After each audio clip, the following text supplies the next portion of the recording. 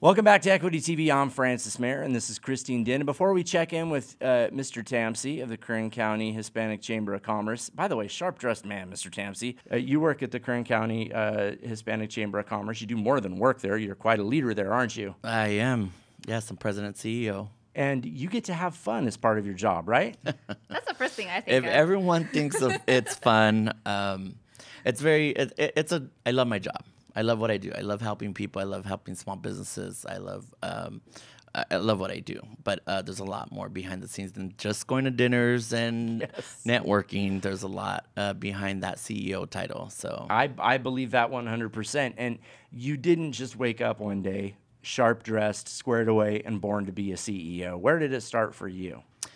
I did not ever think I was going to wear a suit when I was a child. I was born and raised in Delano.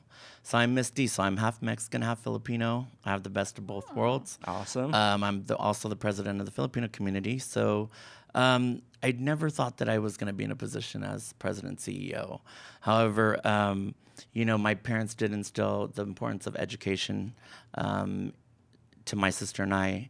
And from there, we just, my parents, and I'm a grandson and a son of farm workers. So school was very much instilled into my sister and I, and very important to us. And my parents worked very hard to put us through college. I went through Bakersfield College, and then I graduated within 2 years. Very amazing professors there that are helping you constantly, and your counselors as well. And then after I graduated from Bakersfield College with my liberal arts degree. I thought I wanted to become a teacher, so I headed off to Cal State Long Beach. Well, probably because the teachers at BC had done you so many solids. They did. Like, let me be a teacher. They did. So I headed to Cal State Long Beach. Was going to graduate the last year there, and I went into a classroom, and I decided that I did not want to become a teacher because I would probably, because of the morals and that my parents taught me and the family morals and not talking back, I probably would not have been a great teacher. I probably would be somewhere else. So with that, I take it you grew up in a strict household. not strict, just morals and values, you know? Sure. And at the time, I'm like, I cannot deal with this, with these kids' behavior. So I then, some family issues came up and some health issues with my mother, and I moved back, and that's what you do. You move back, or you come home and you help the family, and that's what you do. So I came back, graduated from Cal State Bakersfield with a marketing and communications degree, minor in business, and then I worked for a large corporation for 10 years, was on the Kern County Hispanic Chamber of Commerce Board of Directors, and the title and the job position of President CEO came up. So here I am today, and now I'm President CEO of one of the largest chambers in our region. You know, Christine, if I was going to retroactively theme today's show, it would be follow the forks in the road, because you thought you were going to be a teacher, and then for a number of reasons that didn't work out. And we've discussed also that in certain cultures, family is first, before everything else. But you managed to do both. You were there for your mom when she needed it most, but then you were also able to pursue your dream and continue to enrich yourself. Exactly, and work full-time. Wow. And then Mm-hmm. you had a curve in the road that you followed that has taken you to be the president and CEO of the Hispanic Chamber of Commerce. None of this was in your plan. That was not part of the plan, no. No, you were going to be a teacher with chalk dust and ill-fitting sport coat. But you're dressed a little casual, more casual, right? Yeah. So, so out of a suit, I'm basically the jeans and the chucks guy. Nice.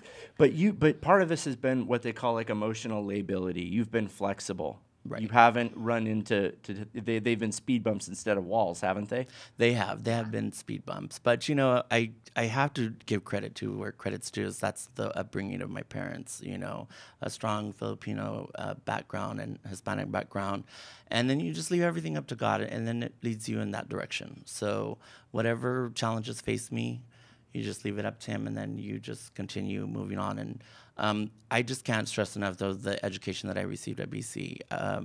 great counselors, great teachers, great staff, and especially now the relationship that I have with Dr. Christian, with Sonia, and Dr. Mitchell. You may know her as Sonia. Yeah. We know her as Dr. Christian. She won't let me call her that, but we do anyway. She's a Understood. wonderful, wonderful individual. And the partnership that Bakersfield College and CSUB have now is tremendously amazing. It's better than it's ever been, I'd say. Better than ever. It's not a competition. And that is so, so rare that you see across the state of California, the competition and anything that from a college standpoint. And I'm just happy to be a partner with Cal State Bakersfield and Bakersfield College. You really hit the nail on the head, and I think you'd be the perfect guest for the last episode of the Equity TV run this semester, because that's been the point of this entire project. I believe that's the point that Dr. Christian tries to drive across, is that there are diamonds in the rough all over the place. Right. But because of cultural or economic hardships or difficulties, or just the fact that it's not built into your culture, your family life to pursue higher education, you don't. And then all of society misses out on what you have to offer. Right. And if you wouldn't have had that support, if Bakersfield College wouldn't have opened doors to you, then you wouldn't be able to do all the great work that you're doing now. Right. It taught me, Bakersfield College taught me a lot. It taught me, not only the social aspect of it, but I was just talking to someone, I didn't take a lot of online classes. I actually attended and went on campus. I was very involved, with the ASP or student body. And so it just taught me just to become the leader that I am today. It's a very supportive community. That's what I've noticed. The campus, the staff, the teachers, everyone makes it so much easier to get your education and more motivating. Correct. And without the support of those folks on campus, this Equity TV project wouldn't have been possible. I would like to thank Ms. Odella Johnson. I'd like to thank President Sonia Christian. I'd like to thank Amber Chang, Director of Public Relations, Christine Din, of course. Thank you. John Farrand, Louis Amistoy, the entire Bakersfield College and Bakersfield Californian teams, and guests like Jay Tamsi. Without all of you, we wouldn't have been able to share these success stories to inspire students to take that step, make that leap of faith, and change your life. Stop making excuses and start making progress, even if it's just one class at a time. For full archives of the Equity TV project, we encourage you to look them up on YouTube or go to bakersfieldcollege.edu and select the Student Services tab. On behalf of the entire team, it has been a total privilege to share the good news with you, because there's plenty of it out there if you know where to look. And we'll see you next semester when Equity TV resumes. Bye. See you later.